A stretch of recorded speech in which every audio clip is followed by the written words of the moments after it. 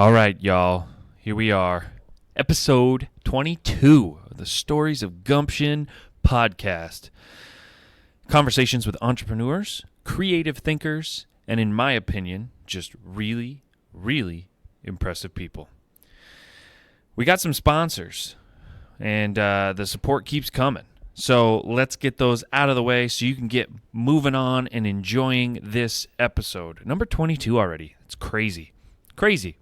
First sponsor, been on since the beginning of this podcast, still supporting this podcast, Open Gate Farmstead. They're a stone's throw away from the mighty Ausable River. Open Gate Farmstead is a first-generation farm specializing in free-range poultry, pasture-raised pork, and seasonal produce. The farm is run using a simple principle. Happy animals make the healthiest and tastiest product. If you haven't heard about these guys before, go check them out on YouTube or their Instagram, social media. They're on Facebook. They got a really robust YouTube page, lots of cool stuff that you can watch from the farm. I know that they have pork, they have vegetables, they have eggs, they have chicken, and I don't want to put them too much pressure on them, but the other day I was talking to them about the next level of options with possibly lamb and some other things that they're bringing to the table. They're doing great stuff. Open Gate Farmstead. Check them out. We are also sponsored by Kavanaugh Realty. They're an independent, local real estate company helping their neighbors buy and sell their homes. And boy, are they doing it. They're doing a great job. I've said this in very early moments when Kavanaugh started sponsoring this podcast, but we are blessed to have so many great brokers and agents in the Champlain Valley, Vermont, Northern New York region. But Kavanaugh Realty went to bat for my wife and I when we were looking to buy our first home. It can be an intimidating process, and to have Galen Trombley by our side was phenomenal. We have a new sponsor. Really excited about this one. If you remember, previously in the podcast, we had Dr. Sharon Thoreau on. Well, she is bringing her knowledge and professionalism to the North Country with Adirondack mindfulness. She is actually going to be offering an evidence-based mindfulness course. It's going to be the 8-week mindfulness-based stress reduction MBSR course. It's a phenomenal course, and you should consider it. They're going to be doing it right at Valcour Brewing Company starting in November, all the way through once a week on a Saturday. Get your meditation on. Learn how to be more mindful moment to moment. It's an incredible skill set that I don't have, but I am signing up. I'll be there. Really excited about it. So Adirondack Mindfulness, they're enriching the lives of North Country residents through education, research, and the application of the science of moment-to-moment awareness. So if you want to learn more about this local class that she's putting on, or you're just interested in seeing what's happening, check her out on Facebook, Adirondack Mindfulness, or on the web, www.adirondackmindfulness, all spelled out one word, adirondackmindfulness.com. Today, got another treat. We are bringing on a fellow podcaster to the Stories of Gumption podcast, Mr. Matthew Waite. You may have heard of him if you listen to podcasts in this region. He is the host of Why Waite Innovate. I know he's been on a few other podcasts as well. Always a pleasure to have him in studio and having conversations. He talks about an interesting story of gumption. I know he's shared on another podcast already as well, but the struggle of getting through the bar, getting through law school, and conquering a tough moment. This is episode 22 of the Stories of Gumption podcast. Enjoy.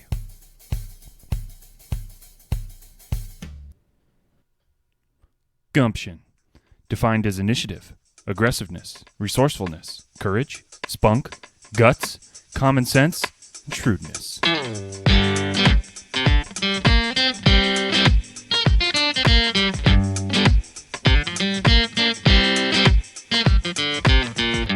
Welcome to the podcast. This is Stories of Gumption. with your host, Ryan Lee.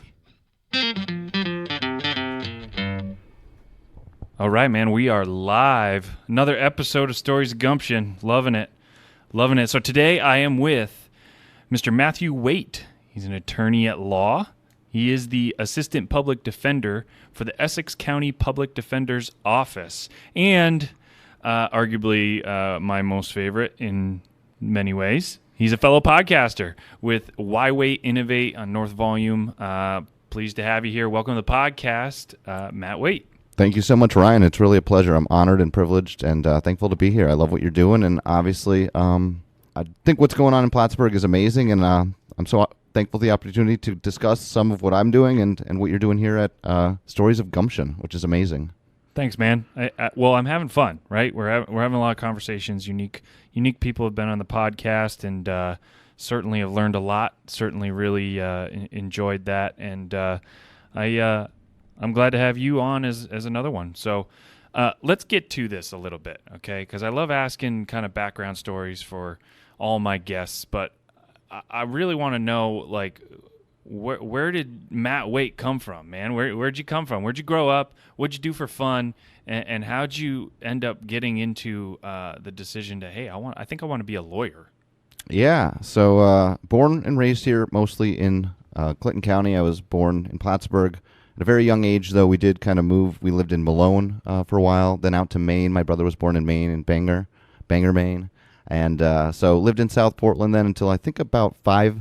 I was about 5, and then we moved here back to where I was born, next to where my mother's family was in Morrisonville, New York. My grandfather built a house there that we're now living in, and grew up right next door on another old farm part of the family. And went to school at Peru, graduated 2001. Went out to Buffalo for undergrad. Nice. Eventually, Albany Law School, and you've mentioned in the past you're a Sabres fan. That's right. That's where that was developed. Well, I have to say, Dominic Hasek, the Dominator, got me into the Sabres. I loved watching him play, and going out to Buffalo just to kind of sear that into my fandom. Well, I'm glad you said that, because if you said that you're a Canadiens fan, this podcast would have been over pretty quick. As a Bruins fan, quickest episode. He was chirping my Bruins. I would have lacked gumption.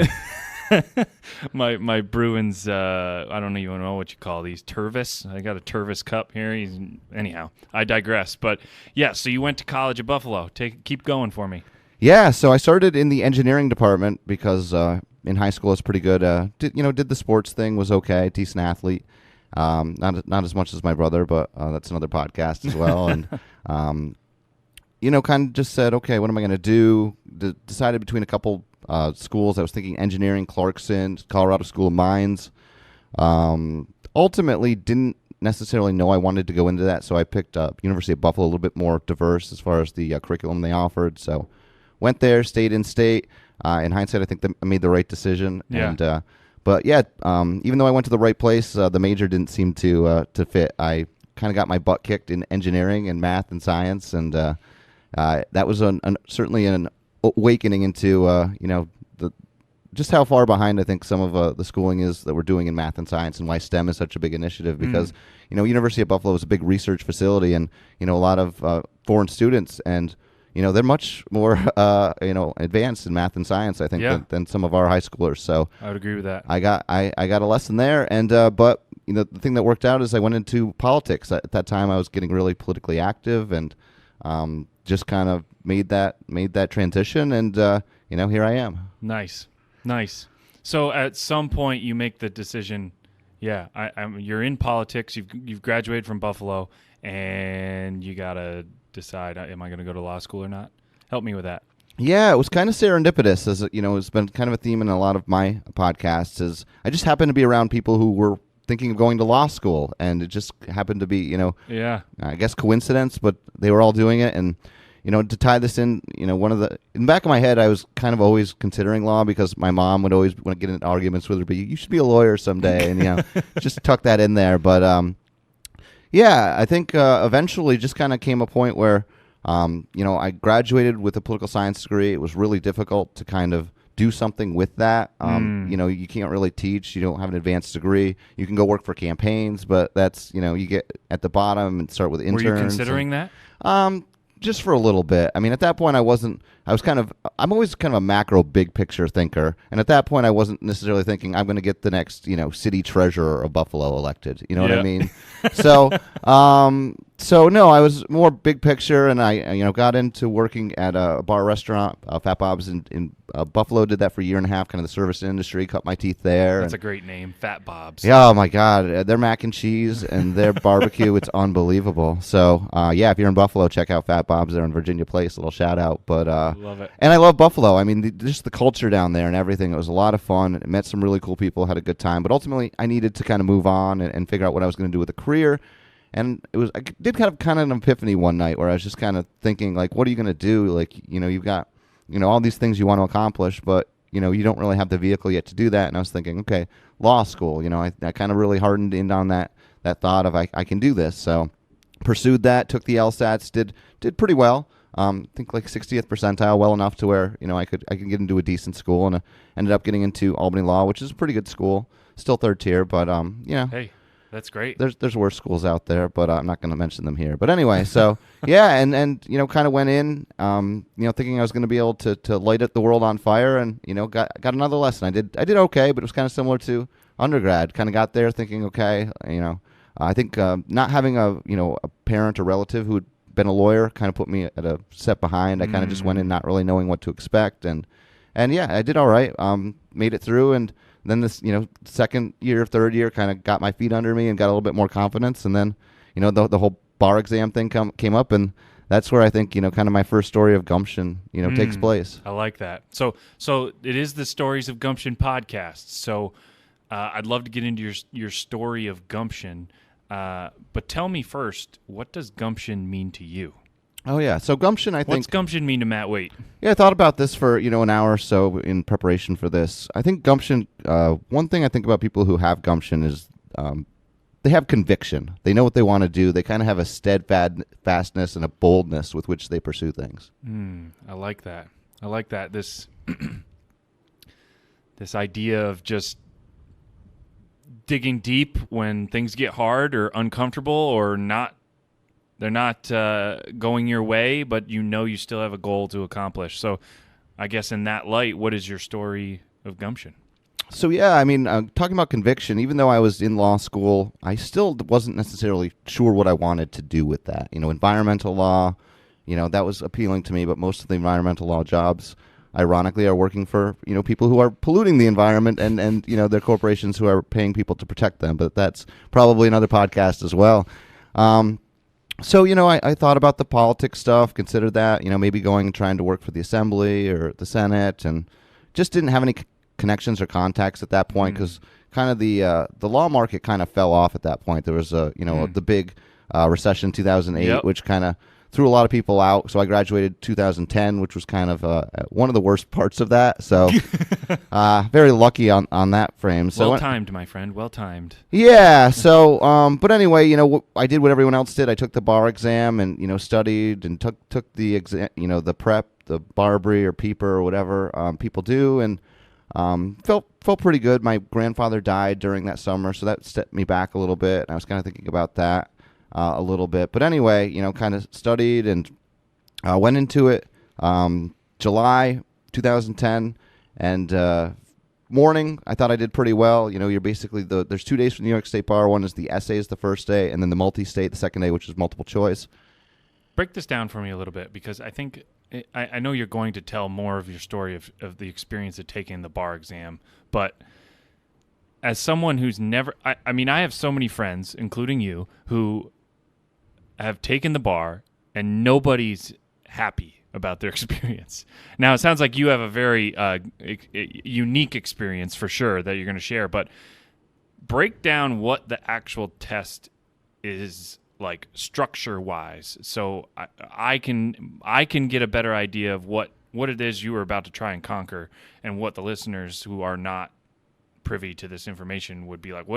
I know it's a hard test, but why is it so hard outside of just the content? Yeah, so that's a great question.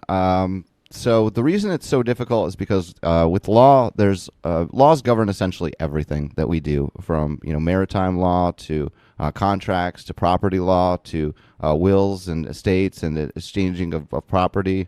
So you basically have to know almost everything. I mean, it sounds ridiculous, but there's I think 26 or 27 different subjects that are covered in the New York State Bar exam, and so the first day is essays, and they're going to, I believe it's 6 essays or something to that effect that you have to do. And basically you don't know ahead of time what they're going to ask. You can kind of try and guess based on previous tests, so they haven't done this in a while. But that's essentially what's so difficult is you're going in blind. You're going to be tested on basically everything, the law. But, there's 6 torts, some other big ticket areas, criminal law, procedure, that are obviously very important. And those, come up a lot. And you're basically just given a fact pattern. This is what happened. This is a story, and you have to issue spot. And you're like, oh, here's the issue. It's this is a criminal act. This is an assault. This is a tort, etc.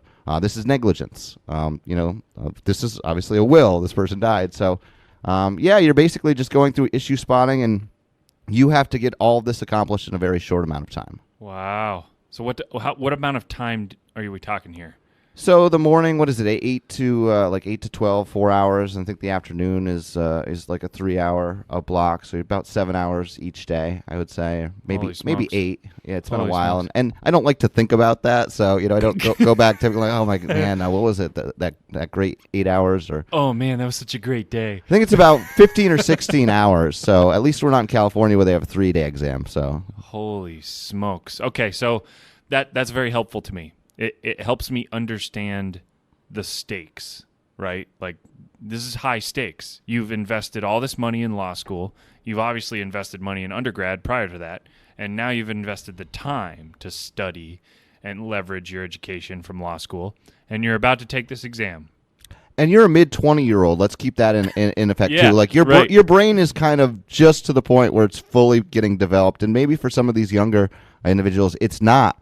And your entire, in your head at that time, your entire life, your entire career is hanging in the balance. So kind of a big deal. It's obviously embarrassing to fail. So what happened with me is the morning, everything went pretty well. Issue spotted, felt pretty good. Felt I was on, about where I was looking. Got most of my issues spotted time-wise. Felt pretty good. Then the afternoon came, and Times Union Center, I was on the outside above where down where you take the stairs to the basketball court.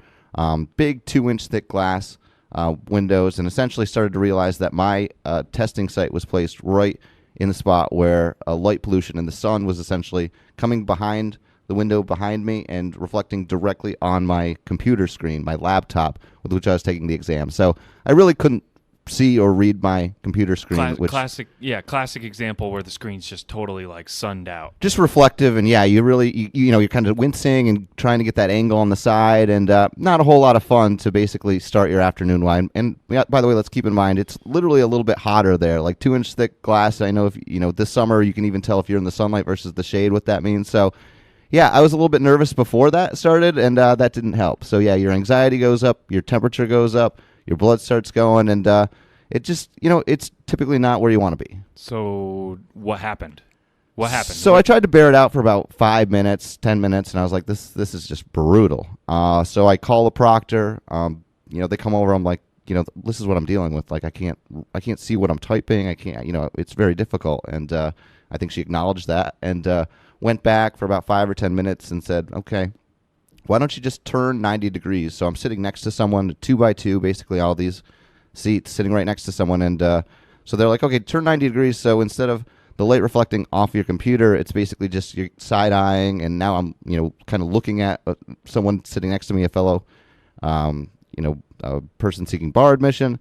And needless to say, pretty awkward. And still the sun issue not resolved. So I was a little disappointed that, I couldn't get resolved or have something set up somewhere else. Like, in my mind, fairly negligent setup. Like, you didn't go the night before or the day before and say, hey, where are we putting these up? Is there going to be a sun issue? Like, yeah, it's kind of important. Like, everything's on the line, and then someone who works for the New York State Board of Law Examiners just punts it, just has a bad day. Yeah. Now, remind me the setting. I'm trying to envision what this was. Did you say Times Union Center? Yeah, so, That's a big place, man. So It is. where were you in that like arena? So right next to the window, apparently, where two of the windows come. So if Trying you to think where a window would be in the Times Union.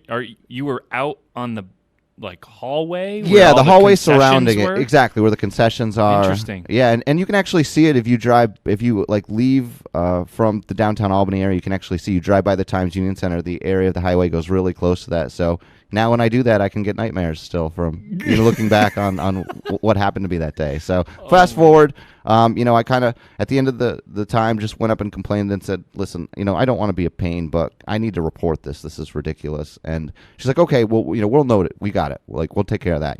And I had day 2 ahead of me at this point. So I'm thinking, okay, I've got other things to worry about. I got to go and, crunch for the multi-state. So I do that. Don't think of it much. And then same thing in the next morning, not much of an issue because the sun is behind me. Same seat? Same seat. Yep, they didn't move me at all, of course, even despite my saying this really wasn't that cool. But, I didn't file a formal protest, I guess, or I don't know what I should have done in retrospect. But so... Did you pass? No. I failed by 3 points. And, just to add a little bit more detail to this... you got to be kidding me. The afternoon, basically what happened is the sun was still in my workstation, and I wanted to focus, so I basically had my hands right over my eyes. Your listeners won't be able to see this, but basically kind of just like tunnel vision, focusing on the exam. I ended up literally leaving bleeding. Like, I was bleeding leaving the New York State bar examination because it was like a cheap plywood, and I was just like digging and trying to focus. Elbows on the table. Elbows on the table. And your hands kind of cupping around your eyebrows. Basically just trying to fully envelop the exam so none of the sunlight came through so I could actually focus on the test. I mean, it sounds crazy, but that's what happened. And I went through the whole thing of trying to protest, and let's just say it's very difficult to challenge the Board of Law Examiners and trying to tell them that they screwed up. Because the test, from an outsider looking in, there's the test itself, even under perfect, bougie, comfortable conditions, is stressful as hell, right? Of course, yep. So you throw that into it, I can't even imagine. That would be, you gotta muster some gumption. You've made it this far. Now is not quitting time. But it sounds like you just barely didn't pass. So what'd you do? Yeah, so this is, I think, where the gumption comes in, because at that point I don't think I fully had gumption because, I kind of took it and I said, you know what? I minimized it. I said, you know what? You had this. It was not your fault. It was not, it was just for this thing that happened that was thrust upon you, that you are now in this situation. And, I kind of blamed the world for a little while, and I had a period where I kind of, was probably not the easiest person to be around because I felt, kind of victimized by this process and not really being given what I thought was, at least the platform that I wanted to kind of vent, kind of put out my case, like evidence, like, right, I'm about to be a lawyer, like, let's have a hearing where I make my case and I put forward the evidence and say, like, you guys screwed up here, and that just wasn't available to me, and no one was willing to support me. So, and you didn't fail by much. 3 points. 3 points. So yeah, there's. That seems pretty insignificant to me. It really. I mean, I hate to say this, but it really is. You could have 3 points. You could have someone who who honestly, just based on just one close thing or all these close calls in these essays, just someone was a little bit more generous and had a better day, and that proctor was in a hurry and maybe didn't review their paper as quickly because the time constraints on these people are crazy. So yeah.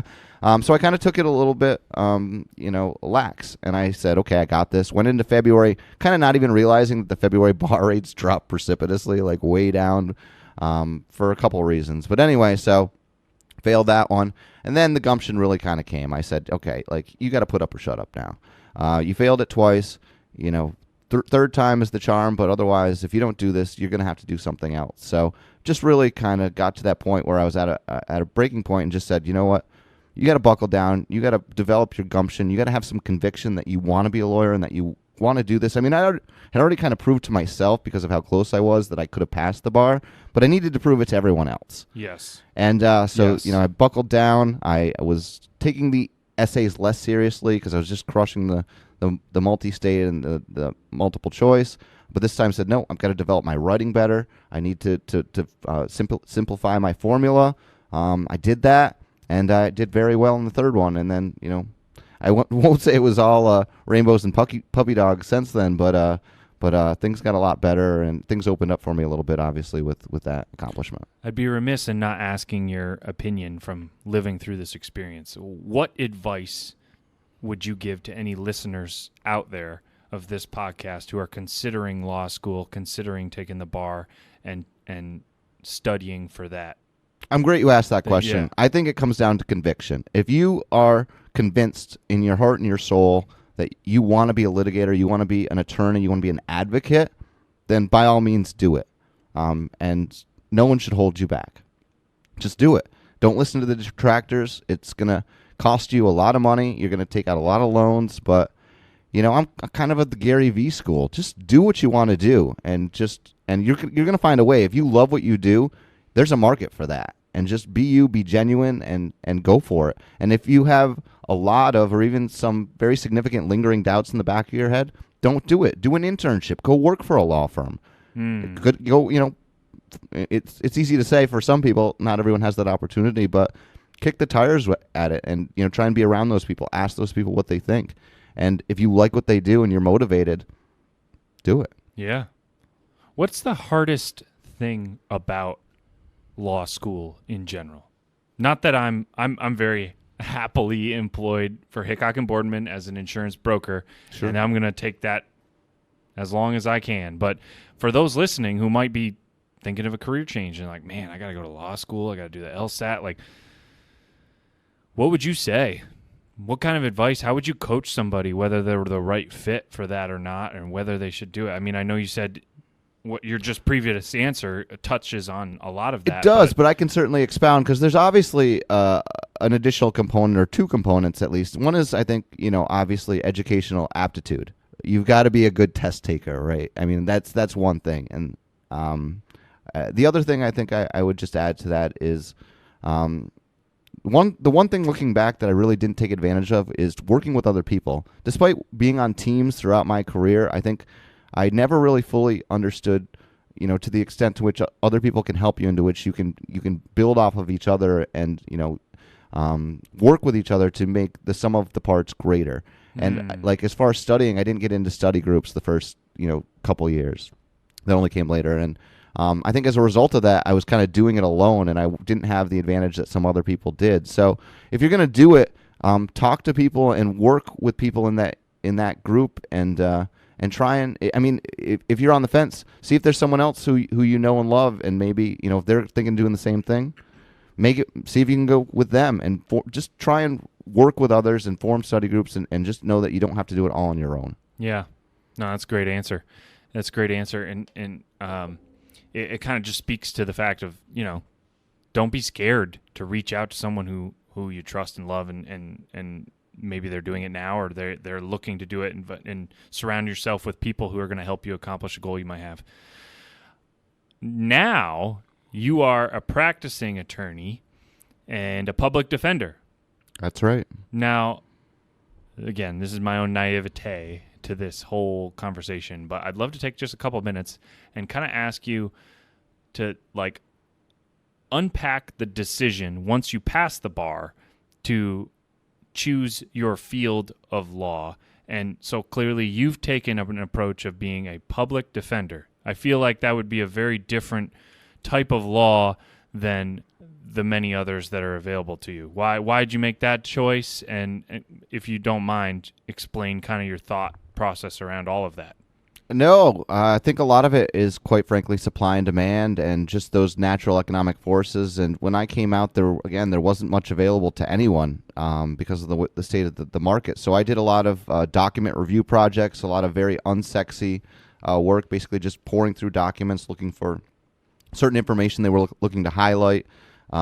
Painstaking, tedious work that nobody wants to do, but it was good. It's good work, right? Like, listen, I'm not here demeaning that. I'm just saying within the legal world, it's a little bit monotonous and not very substantive as far as making legal arguments. So, did that for a while. Eventually, just started throwing out resumes everywhere. First real kind of career opportunity. Well, I just kind of did some of counsel stuff, did some retained work here and there, made it work for me, some volunteer work, and then finally got an offer up here with the Clinton County Department of Social Services to be a family attorney, and did that for 7 months, and great experience. I wouldn't wish that on anyone. It didn't work out for either one of us, and had a kind of a parting. And I think everything's been great ever since. I started my own practice, and after a while, that worked out really well. Mm-hmm. I was able to build up my reputation, to take care of some clients, to kind of build up a name, and that was pretty rewarding. Obviously, fighting against the system, it's very, very difficult, but rewarding work, I think. And that's kind of what did kind of draw me was, up here in Clinton County, we don't have a public defender's office. So we had a 18B, which, it's nerding out a little bit, but basically just anyone could do assigned counsel work, criminal cases. So I just started doing that, going to local criminal courts and taking cases and hustling. It's good work if you can make it work. It's it's taxing. It's difficult. There's lots of law. There's lots of just kind of trying to figure out who's telling the truth. The investigations. I mean, the toughest part for me was the secretarial and kind of administrative aspect, and that's why ultimately I did join the Essex County Public Defender's Office, because they've got a great staff there, great attorneys, and the team aspect that I mentioned. Now I can kick ideas off other people, and if I want to go to a trial, I got a second chair rather than kind of having to ask other people to come in who are also private attorneys with a full schedule. So I've been really thrilled with the transition. 5 months in, they've got a great office down there, and Essex County is a beautiful place. We're doing our best to fight against the system, which is still dealing with some very real problems like the opioid crisis, which I highlighted in my podcast on a 7-part miniseries. So that was a great mini-series, by the way. Thank you. I appreciate it. I've gotten a lot of, I think probably my best work, other than a couple episodes here and there. But I'm really thankful for everyone who participated, because I think that's really what made it work. Yeah. Is because Michael Carpenter, Janet Dupree, Billy Jones, Connie Willie, Rochelle Gregory, Ed Kirby. Ed Kirby. Yeah, good friend of mine. Doing a great. Sorry, I interrupted you. Fran Cornell. Just a great list of people who really are doing a lot in this area, and you got their voices out beyond the typical, I don't want to say echo chamber of business people, but like you really, that was a great series. Thank you. Yeah, Sheriff Favreau, and of course we had County Legislator Patty Waldron, of course, and probably the hardest episode I had to do was the 3 individuals who lost a son to the opioid epidemic and to overdose. And it's heartbreaking, but the way that they've rallied, and Fran Cornell with Never Lose Hope, Learn to Cope, and what Ed is doing with all of his volunteer work, and obviously Patty with what she's doing with the Coffee Cat and County Legislator. I mean, just incredibly inspiring individuals. And that's why, I guess if we just talk about the segue or podcasting, that's why I do it, is to have those conversations with people who are doing really amazing things that I think until I got into podcasting, or even, slightly city politics a little bit, I didn't really know what was going on. I thought I knew what was going on, but I didn't. Yeah. Yeah, that's perfect segue. Thanks for teeing it up. I mean, that's exactly where I wanted to go with this. Now, you're a very accomplished, at least locally, podcaster, and you'd been doing this a solid year or more before I even thought about it. I think, I looked up to your podcast. You've done a great job. Waite Innovate on North Volume Media, and I was also very thankful that you welcomed me on as somebody. It was great. It was a great conversation. But anyhow, I would love to have a conversation about that, because just podcasting in general, right? I think the Stories of Gumption podcast, we told a great story of you and your story of gumption, but I think podcasting takes some gumption. There's some stuff behind the scenes that people don't totally understand that takes it up, going into podcasting. But tell me about your story leading up to that. I don't know if I know that story. Where did Waite Innovate even come from? Yeah, so I appreciate it. It just kind of worked out with timing, and I think I was just figuring out that podcasting was a big thing. I was a little bit late to the game. I think all of us around here in Plattsburgh were. That's why I think Damian Battinelli deserves a lot of credit. I think he was ahead of the curve. Ahead of the curve a little bit. Well, it's over a decade old. thing. I mean, it's funny yeah. when I did the research for a presentation I did at Rotary, I realized that podcasting kind of started with the iPod, and when that came out, and that's how it was named, and over a decade old. Who would have known? And I was familiar with the formats like NPR and Serial and things of those nature. So I think I knew about podcasts before I knew about podcasts, if that makes sense. This is totally Terry Gross right now. But no, I mean, I fell in love with the medium, and Damien pitched me and said, hey, we're looking to bring some people on. I'd always kind of been interested in having conversations and talking about certain issues.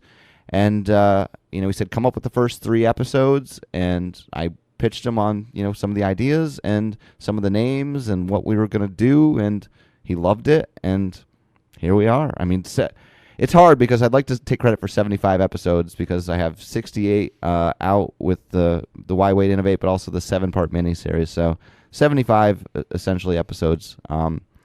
It's a lot, and it feels like we've done something, but it really helps to hear from people like you and people who are taking up the mantle, and because it does, to your point, take a lot of time. And the people who do podcasting right, and I don't want to disparage anybody because there's a lot out there, but the sound versus the signal, you're a signal guy. Like, you're talking about real issues. You're not making it up. You're preparing for podcasts. Preparation is difficult because we both work full-time jobs. We got a lot of responsibilities, family and otherwise, and being able to prepare adequately and to even get the people on and to network, like, it takes a lot of work. So, I mean, what you're doing is incredible.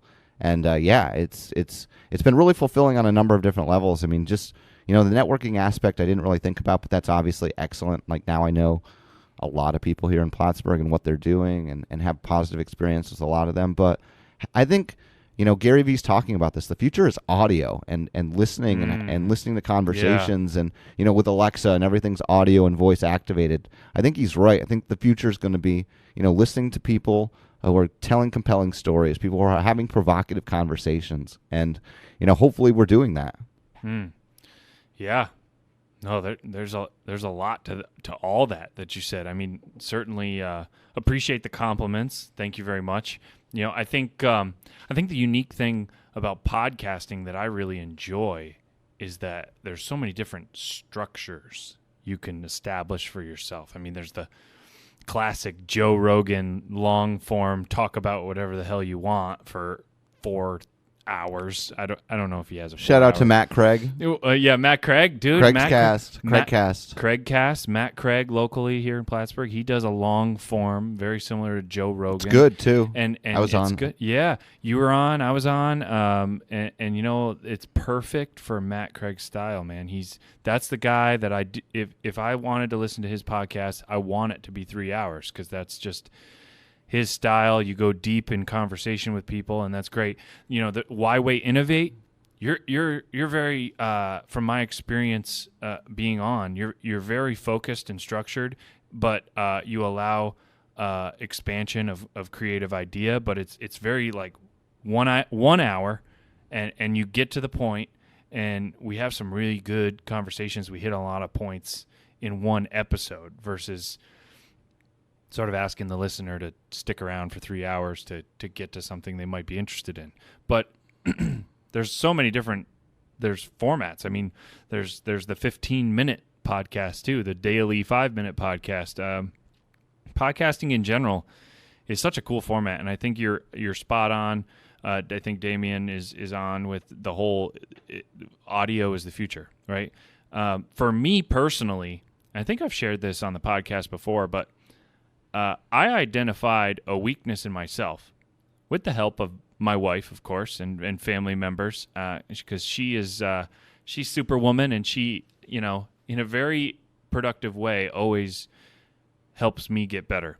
But one of the things that I've found is a weakness of mine is when I get excited about conversation, I tend to just jump in and interrupt people. Like right mid-sentence, you're right about to drop something important, and I interrupt you immediately. And from the sheer just soft skills practice, podcasting has allowed me to become such a better listener. Have you found that?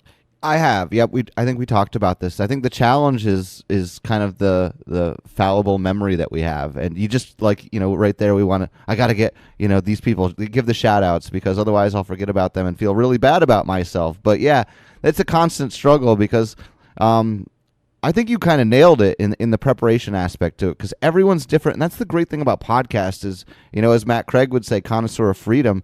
There's just ton of freedom. Like, you can do whatever you want, and I don't know, you have the uncensored thing, but we'll keep it PG for the kids. No. But you can swear tastefully on this podcast. I've had a handful of people do it already, and it is live, so you do what you got to do. But I just enjoy that aspect of it, of just having those conversations. And for sure. So what are some of the best, not to rank like all the episodes you've done, because you've done so many, and not to prioritize any over the other, but have there been any like real memorable conversations or guests that you've had that have really stuck with you for a particular reason? Yeah, absolutely. Jeremiah Ward was one of the earliest, episode 2. That's still one of my favorites. We'll have to have him back on. Just political philosophies were very similar to that, and he's doing a lot of great work. But I love the diversity that we're trying to do. So like Amy Guglielmo, I talk about a lot. She sticks with me because she's just a great advocate for art and being very open-minded about art, and even participating in art, and just creatively complaining and things like that. Jameel McRae and I had a great conversation. Got into a lot of really interesting issues. Andrew Weibrecht I thought was really cool on a number of different levels, just because kind of raised the level a little bit. And when you have an Olympian on the podcast, and Dylan Radigan was kind of interesting. He's a brilliant guy too, and New York Times bestseller.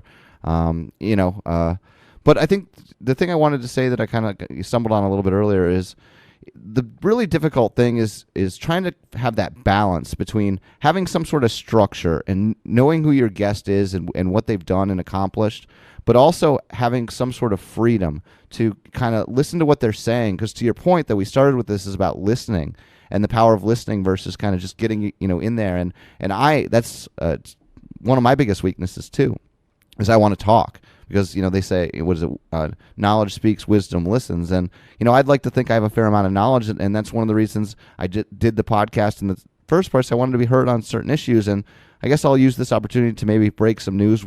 What Damien and I are trying to do now, we'll see if we can make it work, is kind of keep Waite Innovate the way it's going, maybe shorten the format a little bit, do maybe a little bit less biography and growing up stuff, even though I still enjoy that, and we'll try and make that a part. Mm-hmm. And I want to start something more politically motivated, more about progressive politics, and perhaps nationally. And because I've again, my macro focus, I've put a lot of time and energy into looking at national politics, and I think I have a fair amount to say. So we'll look to see if that drops in the next few months. There's a lot on my plate right now, but I think when the winter comes, there's less to do outside. We'll see if there's new podcasts from North Volume hosted by yours truly once again. Look at that. Coming out on Stories of Gumption. A little teaser. Let's see if people are breaking news. Yeah, see if people are paying attention. So it sounds like it's in the infant stages of coming out. But do you have anything that you can share about like what you're thinking you might call it, how you might talk? Is it going to be a talk show with multiple people? Is it going to be just you? What kind, can you share anything? All right. Well, it is infant stage, but this is the place to do it, right? Podcast is about having conversations. And full transparency. I mean, whatever you say now could be total. That's true. Crap, and it could become something totally different. And to Ryan's point, I'm not legally bound. We haven't signed an agreement either with Damien or here. No, I mean, we've kicked some ideas around. The thing is, when there's 500,000 podcasts, a lot of the names have been taken. But I think just something simple like progressive politics with Matthew Waite.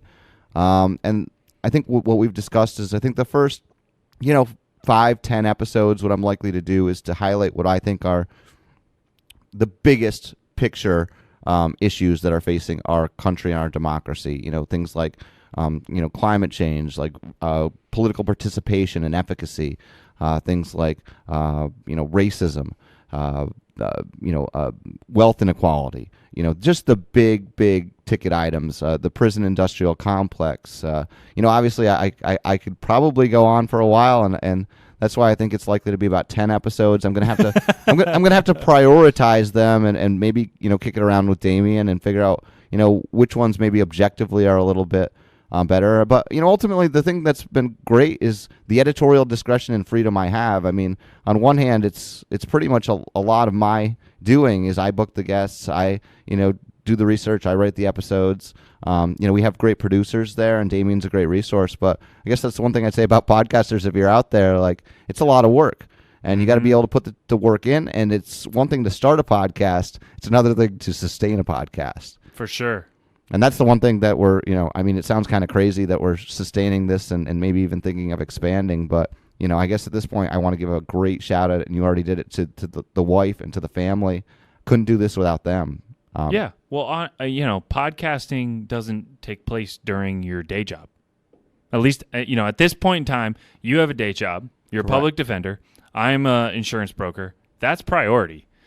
But I have so much fun doing this. In order to successfully do it, it's after hours, like this is, And, you can't say enough about the support systems that you have that allow you to enjoy, at least for me, a hobby at this point that also helps me become a better person at my job, better listener, but also educates me a little bit. I learn something new, and it helps me grow. So I can't agree with you more.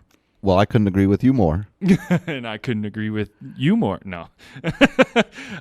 This has been good, man. This has been good. So podcasting, we've talked about law school, we've talked about your story of gumption. I'd love to pivot a little bit here to the stories of gumption rapid fire section. Okay? Let's do it. All right, let's do it. I kind of ask the same questions all the time. I don't know. You've probably heard a couple of episodes. Sometimes I tweak them a little bit, but it's very nice for me to kind of reflect back on the answers of all the different guests I've had, because there's something kind of beautiful about asking the same questions of all your guests and then allowing all your listeners to compare the answers, which is kind of cool. I couldn't agree with you more, and that's why my format, I try and keep to that to a certain extent, background, etc. But the one that I try to do at the very beginning and still try and put it in there if I can is, overall direction of the North Country, good things, bad things, kind of hear what people are saying, because I agree with you. Like, you've got this valuable resource of talented people coming in, and you kind of want to cross-reference each other and then, kind of use those data points to figure out, what's really going on? What are some of the signals, as we talked about, the signal versus the noise? What are some of the issues that really are captivating people and people think are interesting? So absolutely. Well, here we go, man. I got 5 of them teed up for you. Are you ready? Probably not, but we're gonna do it anyway. All right, this is the first one. I'm pretty sure this is always the same first rapid fire question. But Matthew Waite, Esquire, what's a book you would gift to a friend and why? Okay, the why. Wow. I'm going to come out with a big confession, and I might have said this, but unfortunately the one regret I have is I wasn't a big reader growing up. I wasn't a particularly voracious reader. I like to watch, TV, unfortunately, and I read books, obviously, and wish I could admit that I read much more. But the ones I read tend to be kind of esoteric and a little bit focused on issues that I'm kind of looking at, like things like Anti-Fragile or some other kind of weird books on different subjects. Chris Hayes had a great book on kind of the state of the media and institutions failing. If I were to gift a book, based on being on this podcast today and actually gifting this book to my father, I would say Gumption. Is that by Nick Offerman? Nick Offerman's Gumption. Oh, dude, you made my day. You knew exactly what I was at. I'm waiting for the first person to say Gumption. God, that is the book that partially inspired this podcast. Was that the right answer? That was the right answer. You passed the bar today. No, that was great, man. That was great. Yeah, for those of you who haven't, I'm plugging your book now that you picked for the. But if you haven't read Gumption by Nick Offerman, it's great. It's so good. He goes through his 50 people or so that he thinks are American heroes, some of which, include the likes of like George Washington, which you kind of can't necessarily omit depending on, your definition of an American hero. But there's quite a few that I was never aware of. And he had this opportunity to go through and meet a lot of them who are still alive and interview them. So it's kind of a cool book. So anyhow, I digress. Question number 2. If you could only have one more meal, that's it. Just one. That's all you got. What would it be? Yeah, so I think I'm going to actually split the difference here because I've kind of struggled with this. On one, the first one that kind of comes to mind instantly is tacos. I'm a big fan of tacos. I mean, they're versatile. You can do so much with tacos. So, I feel like even while it plugs me into one specific food item, even within that, being the lawyer that I am, there's a lot of work you can do, right? A lot of gray area. You'd have like to 10 argue. 10 tacos and they'd all be a different taco. Fish tacos. I mean, basically you can put anything in a wrapped, tortilla and call it a taco, right? So I'm working on that aspect to it. And of course, because I have a podcast focused on the North Country, I think I would be remiss not to mention Michigans. I mean, Michigans are just, they're so classic here. And, I guess Ronnie's, it's controversial, but that's always been my favorite. A little bit more ketchup style. I prefer that over the mustard of like a McSweeney's, and Claire and Carl's kind of splits the difference. But got it. Yeah, I in high school worked for Gus's. Okay, so they're pretty good. They're in the middle there somewhere. Yeah, they're in there. They're in contention. I was just washing dishes and cleaning tables though, man. So you take a free Michigan for your break as a compensation when you can. So quick story, our family did at one point do like a competition taste testing between all of us. The problem is I blind? feel like It was blind? It was blind. The problem is I feel like we never really like properly administered the results and don't necessarily have all the data points, but that's something we'll have to maybe do in a larger scale, and let's maybe a joint podcast. So you talked about the format. I even though the first several I think with the new podcast are going to be kind of me. I'm going to be citing articles, perhaps video clips, trying to make it a little bit more multimedia. But I do want to, venture out and have panel discussions and other things. So look to, to kind of pick and choose and bring in some experts here and there on certain issues. So, there's a lot possible, but tacos and Michigans. First episode of the new Progressive Politics with Matt Waite. Who has the best Michigan? There you go. All right. To be determined. I will certainly be looking for updates on that. Question number 3. If you could put up a billboard anywhere you want, what would you put on it and why? Good question. Tim Ferriss question, Matthew Craig question, but I do appreciate the kind of getting the different results from different people, and so I had a chance. I think you've answered this question. Well, I thought about it with Matthew Craig's podcast. I probably answered it, but I have a better answer for you now. Because look at that. Okay. I'll tell you what. I mean, I think a lot of people may know that I'm pretty outspoken, certainly on social media, about politics, and I really think right now the poster is Bernie 2020. I mean, I'm going out there. I think that right now we lack political leadership, and we lack continuity and consistency on talking about really important issues to most people. And when Bernie 2016 came around, I was like, okay, this is kind of cool. I don't think he has a chance, but I like what he's doing. I like what he's saying.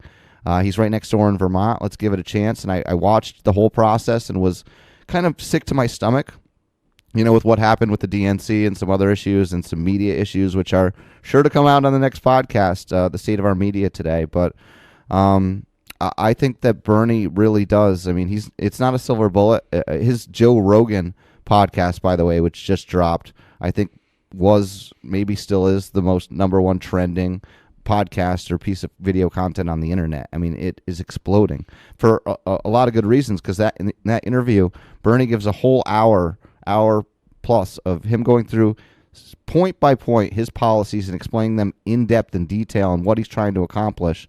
Rather than just these 30-second sound bites and this political theater that we have with choosing a president right now, which is obscene and absurd. So, that's the answer is Bernie 2020. And if you follow me on any social media platform, you'll probably find out pretty quickly why. Yeah, no, I actually I agree with you. This is not a political podcast, but I like your answer because I've been looking at the candidates for the Democratic nomination, and I think after listening to Bernie's podcast with Joe Rogan and his ability to just explain, it's like common sense. When you actually take the time to listen to what he has to say. He's not the crazy lunatic that Joe Rogan, prefaced his very first question with, the gut reaction that most conservatives have to you, Bernie, is that you're just a lunatic trying to take our country into communism or social, Right. And and for a lot of people, there's a very raw detest immediately without listening, and anyhow. And that's the media. I mean, I hate to say that, but that's been kind of, and it's generational too, because when you look at our generation, millennials, socialism is not a dirty word, right? Because we look at places like Norway and Sweden and Scandinavia, and we're like, oh yeah, that's kind of cool. Like they provide a lot of basic needs to their people, education, healthcare for free.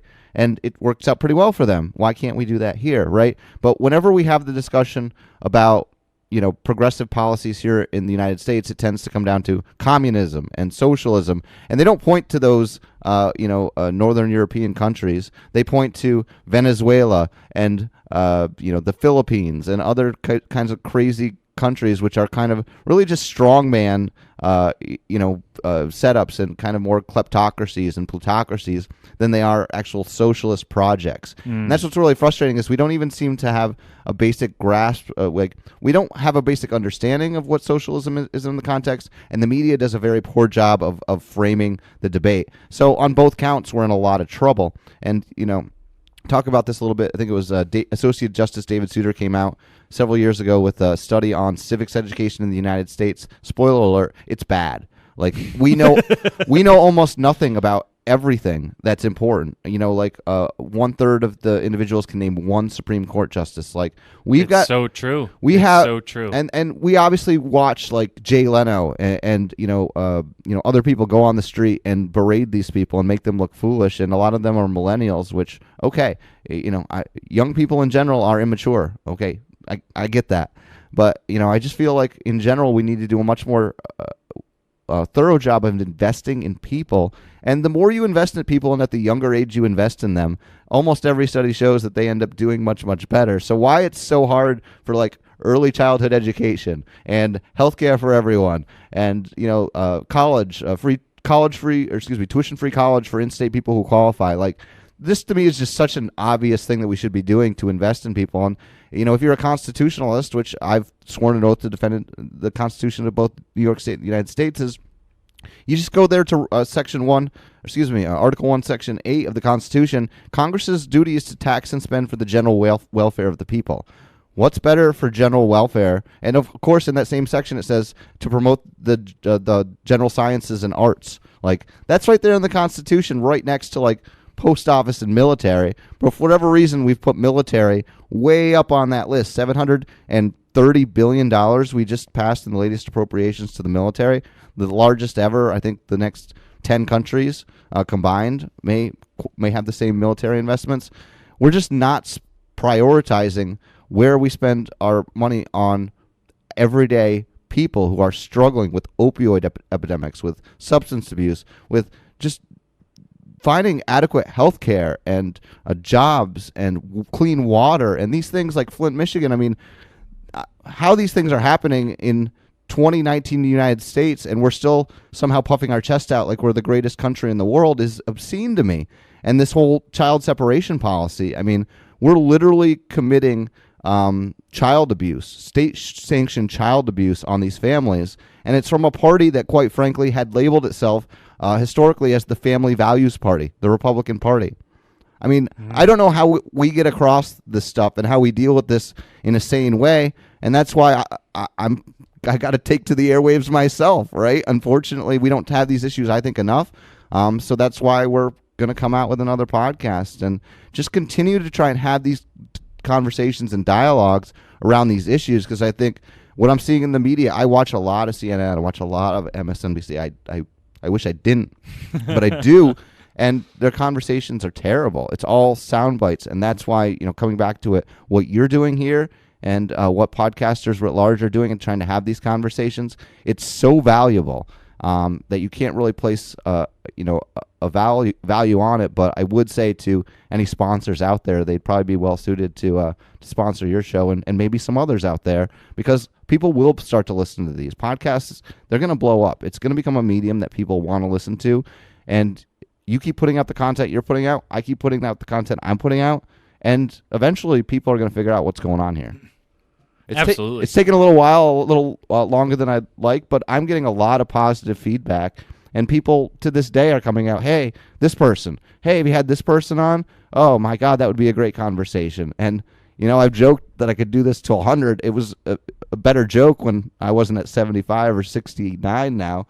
But the great thing about why we can do this and why it's so sustainable is because the people in our area are so incredible. And, I don't want to disparage the media too much, but there's just not enough out there of these types of stories.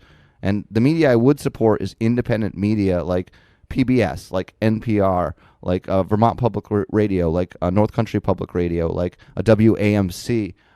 Public radio is independent journalism in general needs our support. And I wish I could throw a little bit more support behind our local newspaper. I wish I could because it's so important. But I think we need better editorial decisions, and we need better stories in our local paper. And I'll leave it at that. So your answer is Bernie 2020. Correct. I think that fits a little bit better than everything else. That did I go on there? I'm sorry. No. It's you know what? That's part of why I wanted this podcast is just, and the same reason I would assume you want your podcast, right? Is to be able to just let people share their stories and I like it, man. Billboard, Bernie 2020. You got the answer down, and I look forward to hearing about your next podcast for sure. Thank you. Okay. Question number 4. We got 2 more. You ready? I am, because you gave me the questions in advance. So this one's actually tough for me. What advice would I give my 18-year-old self? Yeah. What's a piece of advice you would give to your 18-year-old self?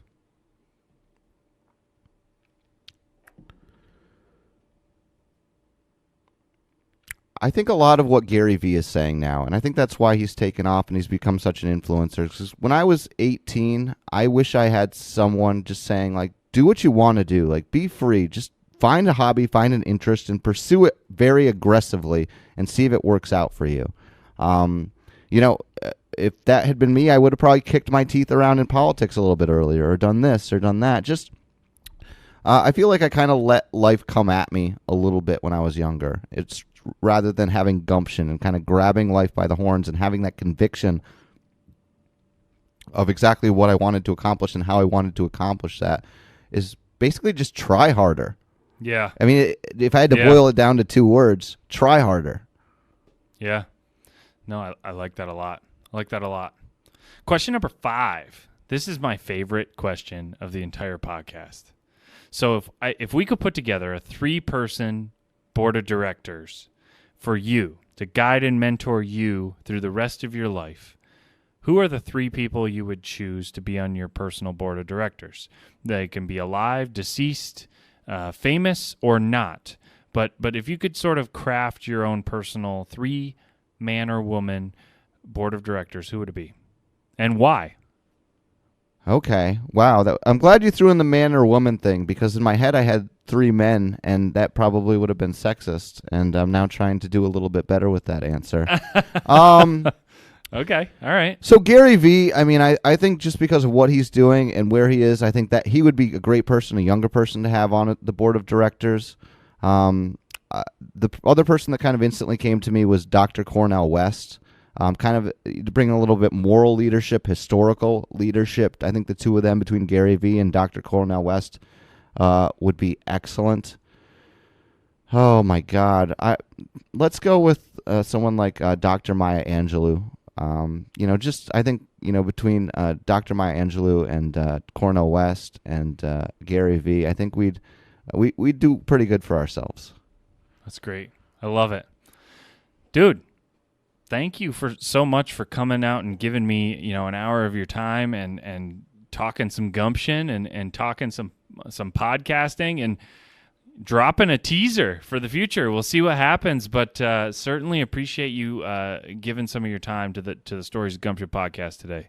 Well, I appreciate what you're doing, Ryan. Amazing interview, amazing questions, and you come prepared. And I'm really looking forward to what's coming up next because you've got something here. I think thank you very much. I think the collective progression and growth of all the podcasts locally, I'm friends with Galen Trombley. He's got the Galen Trombley Show, Matt Craig Cast, Waite Innovate, and then Progressive Politics, potentially is the title with Matthew Waite.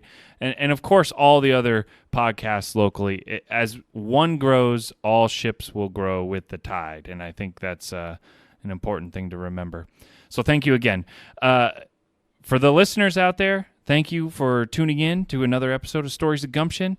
And if you haven't done so already, make sure you smash that subscribe button on whatever medium it is that you are listening in. Apple Podcasts, Google Play, Spotify,